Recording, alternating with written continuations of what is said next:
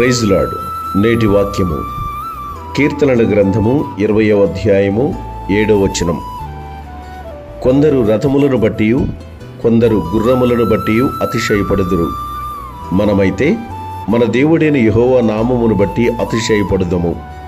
ఈ లోకములో మానవులు తమకున్న బలాన్ని బట్టి, తమకున్న జ్ఞానాన్ని బట్టి, తమకున్న అండదండలను బట్టి, తమకున్న అధికారమును బట్టి, తమకున్న ధన సంపదను బట్టి, తమకున్న పేరు ప్రఖ్యాతులను బట్టి అతిశయపడుతూ ఉంటారు.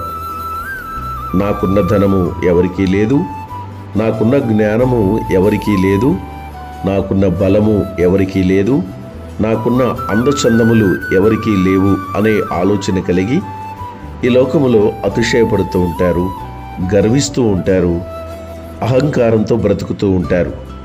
అయితే దేవుని వాక్యం సెలవిస్తున్నది ఏమిటి అంటే, ఈ లోకములో జ్ఞానమైనను, బలమైనను, ధనమైనను, ఐశ్వర్యమైనను, అధికారమైనను, పేరు ప్రఖ్యాతులైనను ఇవన్నీ కూడా దేవుడు అనుగ్రహించినవి.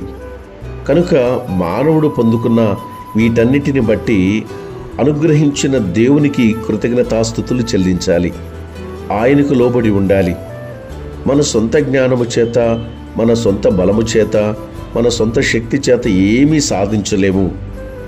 మనం ఏది కలిగి ఉన్నా కూడా అది దేవుని కృప అని నమ్మినటువంటి వారు నిజముగా దేవునికి ప్రీతి పాత్రులుగా ఉండగలరు. కనుక ప్రియమైన దేవుని బిడ్డలారా, ఈ లోకంలో మనకు ఎంతున్నా ఏమున్నా కూడా అవన్నీ కూడా తండ్రి అయిన దేవుని కృప ద్వారానే మనం పొందుకున్నామన్న సత్యాన్ని మనందరం గ్రహించి మనకివ్వబడినటువంటి శ్రేష్టమైన ఆశీర్వాదములను బట్టి ఆయనకు మాత్రమే కృతజ్ఞతాస్తుతులు చెల్లించాలి. ఆమేన్.